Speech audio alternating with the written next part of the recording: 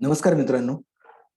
आज मी तुमच्या पुढे एक अतिशय उत्कृष्ट आणि एक वेगळ्या प्रकारचं इन्व्हेस्टमेंट करायची पद्धती घेऊन येतोय, की जी तुम्ही सोन्यामध्ये कशी गुंतवणूक करू शकता. आपल्या सर्वांना माहिती आहे,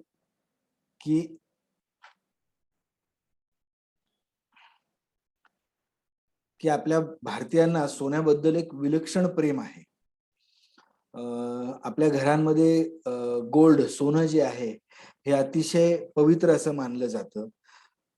त्यामुळे बर्थडेज असो, वाढदिवस असो, लग्न असो किंवा कोणताही चांगला एखादा मुहूर्त असो, त्या मुहूर्तावर सोने खरेदी करायची आपली एक परंपरा आहे.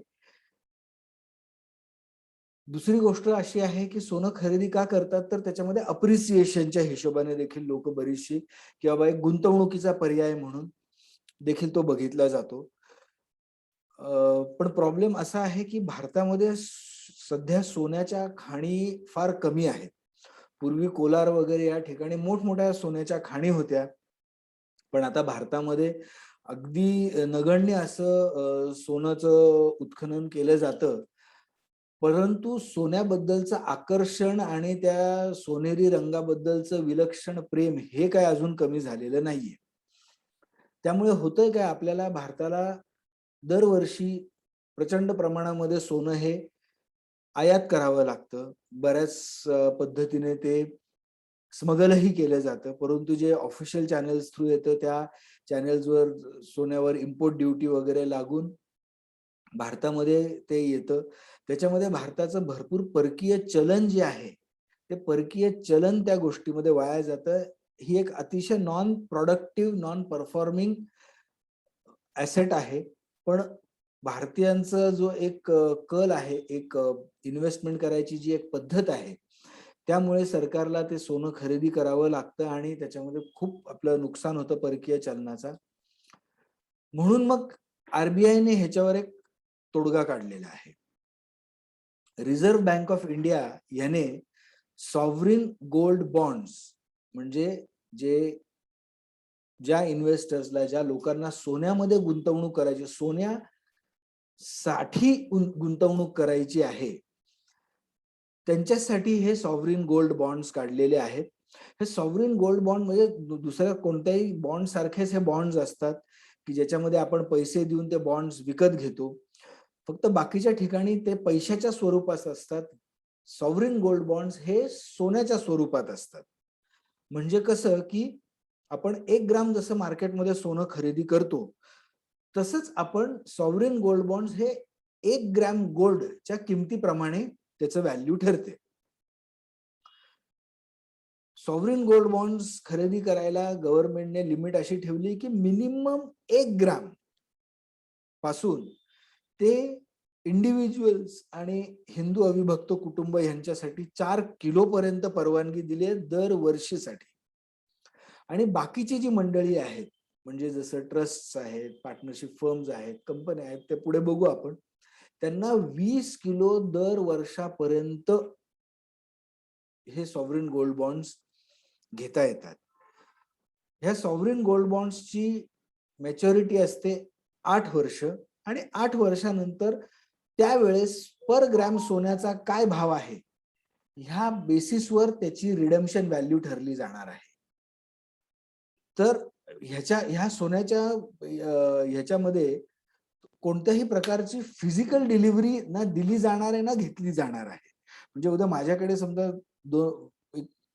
2 तोळे सोनं असेल, तर ते देऊन मी हे बॉन्ड्स घेऊ शकत नाही. हे बॉन्ड्स पैसे देऊनच आपल्याला घ्यायचे असतात आणि मॅच्युरिटी नंतर 8 वर्षानंतर त्याच्या अगेन्स्ट गोल्ड मिळणार नाही. त्याच्या अगेन्स्ट जे मिळणार आहे ते त्यावेळेसचा जो काही रेट असेल, त्या रेटच्या हिशोबाने तुम्हाला पर ग्रॅमच्या सोन्याची किंमत ठरवून तुम्हाला ते दिलं जाईल. आता ह्याचं मुख्यत्वे कारण काय हे अशा गोल्ड बॉन्ड्स काढायचं? तर सगळ्यात पहिलं आहे, की फिजिकल गोल्ड जे आहे, जे ऍक्च्युअली जे आपण सोनं बाजारातनं जे घरी आणतो, त्याची डिमांड कमी करणं. कारण का, तर ते डिमांडमुळे आपलं परकीय चलन, जसं मगाशी बघितलं, परकीय चलनाचं खूप मोठं नुकसान होतंय. पहिलं तर तो. दुसरा, की जे भारतामधलं जे एक कॉमन मॅनचं जे सेव्हिंग्ज आहे, ते सेव्हिंग्ज सोन्यामधनं शिफ्ट करून फायनान्शियल ऍसेट्स मध्ये ट्रान्सफर करण्याचा हा आरबीआयचा एक प्रयत्न आहे.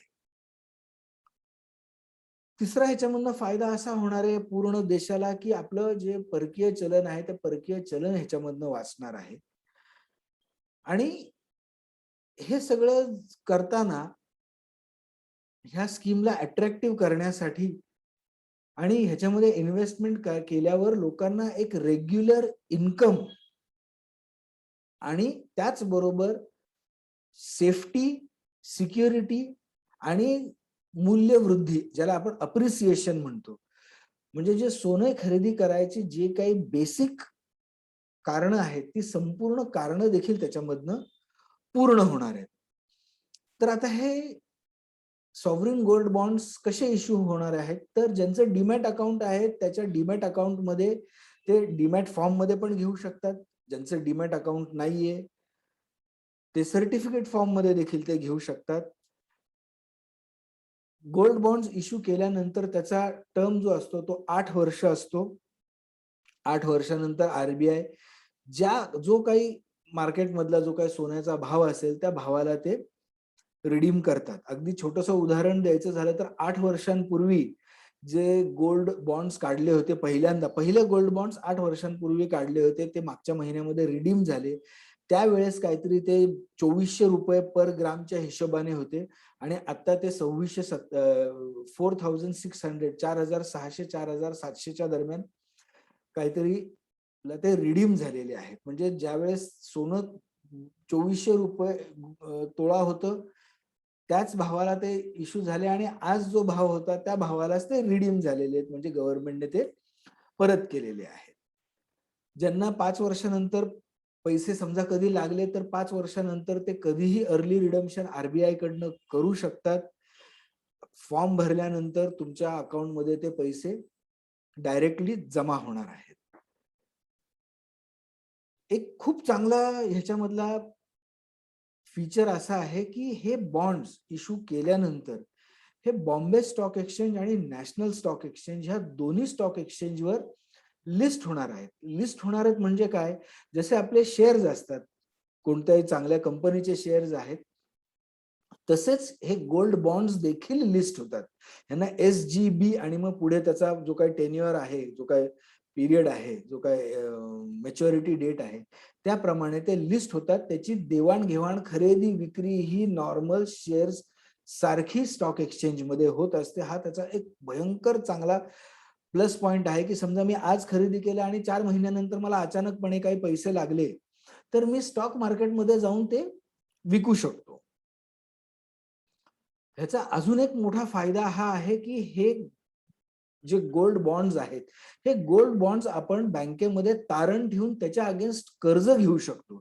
जसं आपण सोनं ठेवून त्याच्या अगेन्स्ट गोल्ड लोन घेऊ शकतो, तसंच हे गोल्ड बॉन्ड्स आपण तारण म्हणून बँकेला देऊन त्याच्या अगेन्स्ट आपण सोनं खरेदी करू शकतो. ही एक अतिशय स्ट्रॉंग फीचर आहे ह्या गोल्ड बॉन्ड्सचं.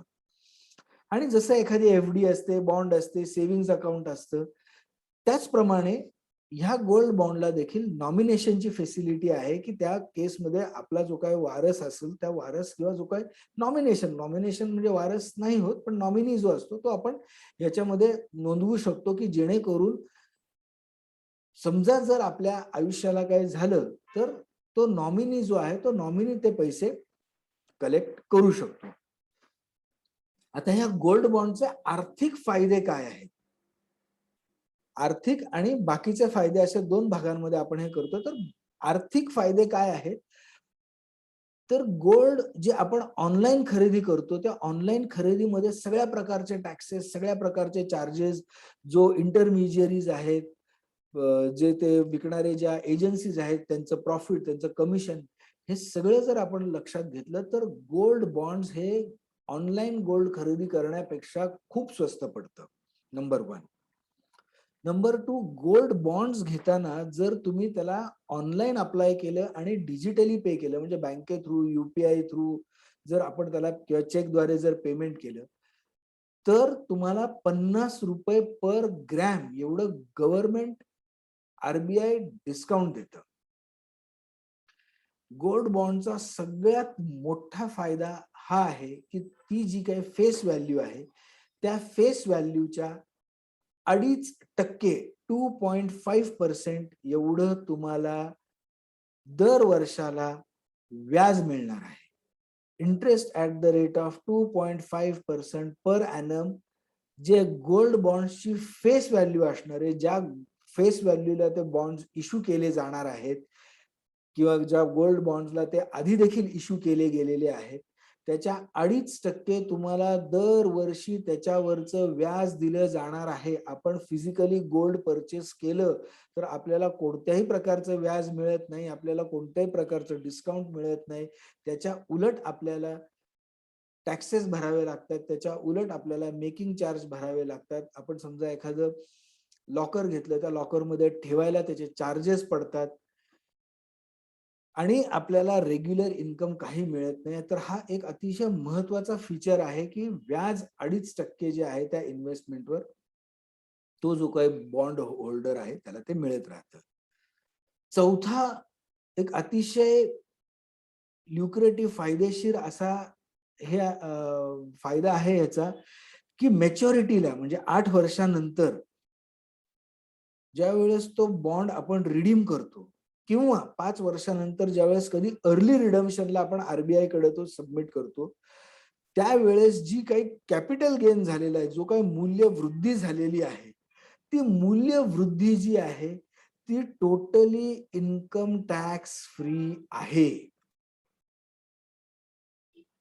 म्हणजे जर माझ्याकडे जर 5 वर्षांपूर्वीचं 10 वर्षांपूर्वीचं समजा सोनं असलं ते मी समजा आज बाजारात जाऊन ते विकलं आणि त्याच्या मोबदल्यात जर मी दुसरं काहीतरी दागिने करून घेतले किंवा त्याच्या अगेन्स्ट पैसे घेतले तर त्याच्यावर इन्कम टॅक्स हा कॅपिटल गेन म्हणून लागतो.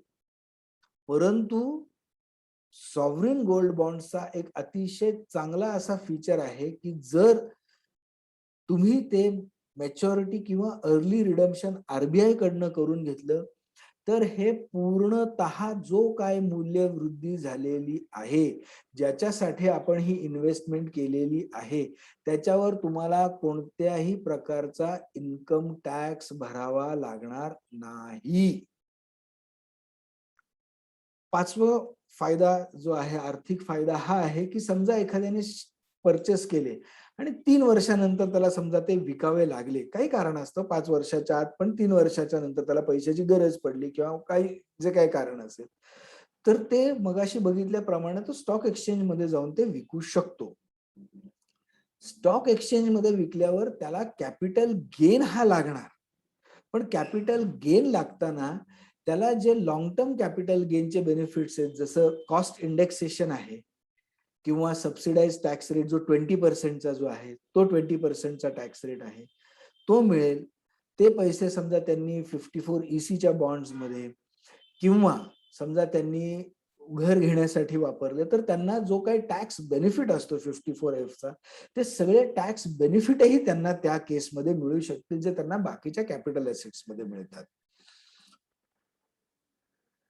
आणि मॉनिटरी बेनिफिट मध्ये सगळ्यात महत्वाचं म्हणजे ज्यासाठी आपण हे सोनं खरेदी करतो जी मूल्य वृद्धी जी आहे ती मूल्य वृद्धीचा ऑटोमॅटिक बेनिफिट मिळणार आहे कारण ज्या वेळेस कधी आपण तो रिडीम करणार किंवा मार्केटमध्ये ज्यावेळेस तो विकला जातो त्यावेळेस त्या वेळेसचा जो प्रचलित भाव आहे तो प्रचलित भावाला तो रिडीम होणार आहे. त्यामुळे सोने खरेदी करायचे सगळे फायदे प्लस ऍडिशनल फायदे discount on purchase 2.5% per year face व्हॅल्यूवर व्याज टॅक्स टोटली एक्झेम आणि ऑनलाईन खरेदी करण्यापेक्षा स्वस्त असे याचे मॉनिटरी बेनिफिट्स आहेत.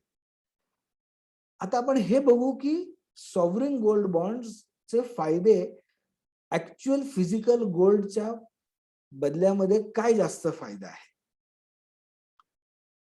तर सॉव्हरीन गोल्ड बॉन्ड्स खरेदी करायचा फायदा हा आहे की फिजिकल गोल्ड खरेदी करायचे जेवढे काही सगळे फायदे आहेत ते सगळे फायदे सॉव्हरीन गोल्ड बॉन्ड्स मध्ये आहेत. नंबर 2 ज्या लोकांना गोल्ड ह्या कॅटेगरीमध्ये त्यांच्या इन्व्हेस्टमेंट प्रोफाईलमध्ये गोल्डचे एक्सपोजर पाहिजे ते फिजिकल गोल्ड घेण्यापेक्षा सॉव्हरीन गोल्ड बॉन्ड्स मध्ये ते घेऊ शकतात. बॉन्ड्स असल्या कारणाने टोटली सेफ आहेत, टोटली सिक्युअर्ड आहेत. त्याच्यामध्ये कोणत्याही चोरीचा किंवा गहाळ व्हायचा काहीही रिस्क नाहीये. समजा उद्या तुमच्याकडनं ते फिजिकल फॉर्म मध्ये जर असतील आणि समजा ते सर्टिफिकेट हरवलं, तर तुम्ही त्याची प्रोसिजर फॉलो करून तुम्ही डुप्लिकेट बॉन्ड्स आरबीआय कडनं मागवू शकता. किंवा चोरीला गेले, पाण्यात भिजले, पुरामध्ये वाहून गेले, तरी तुम्ही ते गोल्ड बॉन्ड्स आरबीआय कडनं डुप्लिकेट मागवू शकता, जे आपण फिजिकल सोन्यामध्ये करू शकत नाही. हे बॉन्ड्स पूर्णपणे गव्हर्नमेंट गॅरंटीड आहे. आरबीआयच्या कडनं हे बॉन्ड्स इश्यू होतात, कोणत्या प्रायव्हेट लेंडर कडनं, प्रायव्हेट बँकेकडनं हे इश्यू होत नाहीत. त्यामुळे त्याला सर्वोच्च सेफ्टी, म्हणजे जे ज्याला सॉव्हरीन म्हणतो देश, त्या सॉव्हरीनने याला सिक्युअर केलेलं आहे. अजून एक फायदा असा आहे की खरेदी विक्री करताना किंवा ते स्टोअर करताना तुम्हाला कोणत्याही प्रकारचं ट्रान्झॅक्शन किंवा होल्डिंग चार्ज नाहीये. म्हणजे जसं मगाशी सांगितलं की बाबा आपण सोनं घेतलं तर ते लॉकरमध्ये ठेवायचं झालं तर आपल्याला दरवर्षी लॉकरचे काही चार्जेस द्यावे लागतात, ते ह्या केसमध्ये काहीच द्यावे लागणार नाहीये. ज्यावेळेस आपण फिजिकली गोल्ड घेतो, भले कॉइन असो, बिस्किट असो, ज्वेलरी असो किंवा दुसऱ्या कोणत्याही फॉर्म मध्ये असो, तर आपल्याला भरपूर मेकिंग चार्ज लागतात. पूर्वी हे मेकिंग चार्ज जे होते ते सोन्याच्या किमतीच्या टक्क्यांवर लावायचे. आता सोन्याच्या भावामध्ये एवढी मोठी चढ उतार होत असते, म्हणून त्या चढ उतारीचा सोनारांमध्ये फायदा करून घेण्यासाठी, ऍडिशनल फायदा करून घेण्यासाठी आता त्यांनी टक्क्यांवर न लावता आता ते त्या युनिटवर, म्हणजे समजा आपण एखादी बांगडी घेतली तर त्या बांगडीवर ते म्हणतात की आमचं एवढं एवढं फिक्स्ड मेकिंग चार्ज आहे. आणि कित्येकदा आपण असं बघितलेलं आहे की हे फिक्स्ड मेकिंग चार्ज जे आहे ते सोन्याच्या 15, 20, 25% जातं. त्यामुळे सोनं खरेदी करताना मी एक साधारणपणे कॅल्क्युलेशन केलं होतं की आपण सोनं खरेदी केलं तर ते सोनं खरेदी केल्यापासून ते विकेपर्यंत त्याच्या किमतीमध्ये 40% नुकसान होतं. फायदा जो आपल्याला पूर्ण 100 रुपये व्हायला पाहिजे तो फक्त 60 रुपयेच होतो, कारण मेकिंग चार्ज, गव्हर्नमेंटचे टॅक्सेस, ऑक्ट्रॉय, एंट्री टॅक्स, हे जे बाकीचे सगळे जीएसटी वगैरे जे आहे, हे जर आपण सगळे घडणावळ ह्या सगळ्या जर कन्सिडर तर 40% नुकसान होत असतं. काही लोक सोन्याची भिशी लावतात, दर महिन्याला 1 तोळा खरेदी करायचं, 11 महिने आपण भरायचं आणि 12व्या महिन्याच्या नंतर सोनार आपल्याला 12 ग्रॅम सोनं देतो, 1 ग्रॅम त्याच्याकडनं, असं टाकून ते सांगतात. पण हे पूर्ण 1 वर्ष त्यांनी आपले पैसे पूर्ण वापरलेले असतात, व्याज फ्री. पहिली गोष्ट. जर इंटरेस्ट रेट प्रमाणे काढलं तर साधारणपणे ते 6-7% पडतं. दुसरी गोष्ट, ज्वेलर्सचा हा फायदा होतो की त्यांचं जे सोनं विकलं जाणार नसतं नॉर्मल केसमध्ये, ते तुम्हाला सोनं कंपल्सरी खरेदी करावं लागतं. त्यामुळे त्यांचा जो मेन प्रॉफिट आहे मेकिंग चार्जचा, तो प्रॉफिट तर त्यांच्याकडे येऊनच जातो. तिसरी आणि सगळ्यात महत्वाची गोष्ट अशी आहे की ते तुम्हाला 12व्या महिन्यानंतर 1 ग्रॅम सोनं देतात. तुम्हाला पूर्ण 12 ग्रॅम जरी सोनं दिलं तरी त्याच्यामध्ये घडणावळ आणि कोणत्याही प्रकारचं कॅश स्वरूपात ते तुम्हाला देत नाहीत. कंपल्सरीली तुम्हाला सोनंच खरेदी करावं लागतं. म्हणजे कोणत्याही प्रकारच्या सोन्याच्या भिशीमध्ये सगळ्यात मोठा फायदा हा सोनाराचा होतो आणि सगळ्यात मोठं नुकसान हे जे भिशी लावणारे आहेत त्यांचं होतं. पुढचा अजून एक फायदा जो काय आपण फिजिकल गोल्ड वर जो एसजीबीचा जो फायदा आहे तो म्हणजे एसजीबी खरेदी करताना आपल्याला कोणताही जीएसटी, कोणताही एंट्री टॅक्स, कोणताही ऑक्ट्रॉय, कोणताच प्रकारचा टॅक्स भरावा लागत नाही. मगाशी बघितल्याप्रमाणे हे सोनं आपण बँकेकडे तारण म्हणून ठेवू शकतो, त्याच्या अगेन्स्ट लोन घेऊ शकतो. तुम्हाला सीसी, ओडी, पर्सनल लोन जर पाहिजे असेल तर ते तुम्हाला गोल्ड लोनच्या रेटमध्ये ह्या एसजीबीच्या अगेन्स्ट तुम्हाला इमिजिएटली मिळतं, 1 तासामध्ये मिळतं एसजीबीच्या अगेन्स्ट गोल्ड, कारण गव्हर्नमेंट गॅरंटीड आहे. आणि स्टॉक एक्सचेंज मध्ये खरेदी विक्री होते. त्यामुळे ह्याच्यामध्ये लिक्विडिटी जी आपण म्हणतो की बाबा इतर वेळेस आपल्याला सोनाराकडे जाऊन ते सोनाराकडे द्या, तो वजन करणार, त्याची घट काढणार, हे सगळं जे काय होत बसणार, त्यानंतर तो तुम्हाला चेक देणार, मग तो चेक तुम्ही बँकेत जमा करणार, मग तो 2 दिवसानंतर क्लिअर होणार. तसं इथे काही नाही. तुमच्या डीमॅट फॉर्म मध्ये सोनं असतील, तुम्हाला पाहिजे त्यावेळेस तुम्ही स्टॉक एक्सचेंजवर जायचं, तुमच्या जो कोणतं स्टॉक ट्रेडिंग प्लॅटफॉर्म आहे त्याच्यावरनं तुम्ही विकलं, T+2 डेज मध्ये कुठेही न जाता, कोणालाही न मागता तुमच्या अकाउंटमध्ये ते पैसे ऑटोमॅटिकली जमा होतात. त्यामुळे त्याच्यामध्ये लिक्विडिटी पण आहे.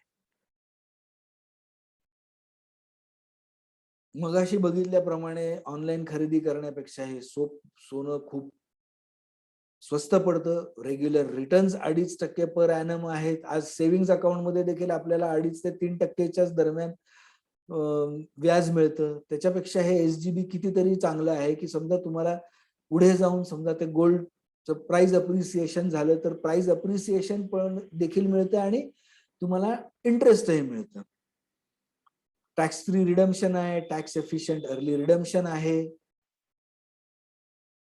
आणखीन एक खूप मोठा फायदा असा आहे की समजा 10-15 वर्षांपूर्वी सोनं घेतलं त्यावेळेसचं ते प्रचलित डिझाइन होतं, ते आज आउटडेटेड झालेलं आहे. त्यामुळे 15 वर्षांपूर्वीचं आईने घेतलेलं सोनं समजा मुलीला द्यायचं झालं तर मुलगी म्हणते नाही, हे जुनं पॅटर्न आहे, आपल्याला हे मोडून घ्यावं लागेल. आणि सोनं मोड केलं तर मगाशी सांगितल्याप्रमाणे 40% पर्यंत नुकसान होतं. त्याच्यामध्ये भयंकर प्रमाणामध्ये आपला लॉस होतो. पण एसजीबी मध्ये ह्या अशा प्रकारचं काहीच रिस्क नाहीये की मी आज जे काय रेटला घेतलेलं आहे, 5-6 वर्षानंतर समजा त्याचं जे काही पैसे असतील, 8 वर्षानंतर जे काही त्याचे पैसे असतील, त्यावेळेसच्या हिशोबाने मी त्याचं डिझायनिंग करून त्या पैशाच्या अगेन्स्ट मी सोनं खरेदी करू शकतो. मॅच्युरिटीला तर कोणत्या प्रकारचा टॅक्स नाहीये, त्यामुळे ते जे काही पैसे आहेत पूर्णपणे पैसे आलेले आहेत. त्यामुळे समजा एखाद्याला त्यांच्या मुलाच्या, मुलीच्या लग्नासाठी समजा काही सोनं खरेदी करायचं असेल तर ह्याच्यासारखा दुसरा चांगला पर्यायच असू शकत नाही. मगाशी बघितल्याप्रमाणे टोटली गव्हर्नमेंट गॅरंटीड आहे, त्यामुळे टोटली सेफ आहे आणि ह्याचं व्याज किंवा रिडम्पशनवर कोणत्याही प्रकारचा टीडीएसही नाही. तर आता मला नाही वाटत असं की अशी कोणती एखादी गोष्ट आहे की जी आपल्याला या एसजीबी पासून इन्व्हेस्टमेंट करण्यापासून आपल्याला रोखू शकते. जर एखाद्याला जर सोन्यामध्येच जर गुंतवणूक करायची असेल तर. हा सोन्यामध्ये फिजिकल गोल्ड किंवा ऑनलाईन गोल्डचा खरेदी करण्यापेक्षा अतिशय सर्वोत्तम असा हा उपाय आहे. तुम्ही कुठनं खरेदी करू शकता, कोणत्याही bank, financial institution, stock holding corporation, कोण कोण इन्व्हेस्ट करू शकतं. तुम्ही इंडिव्हिज्युअल असाल, तुमचं अविभक्त कुटुंब असेल, हिंदू अविभक्त कुटुंब असेल, भागीदारी संस्था असेल, लिमिटेड कंपनी असेल, पब्लिक प्रायव्हेट लिमिटेड, ट्रस्ट्स असतील, तुमचे रिलिजियस ट्रस्ट आहे, सेवाभावी ट्रस्ट आहे, एज्युकेशनल ट्रस्ट आहे, क्लब आहे.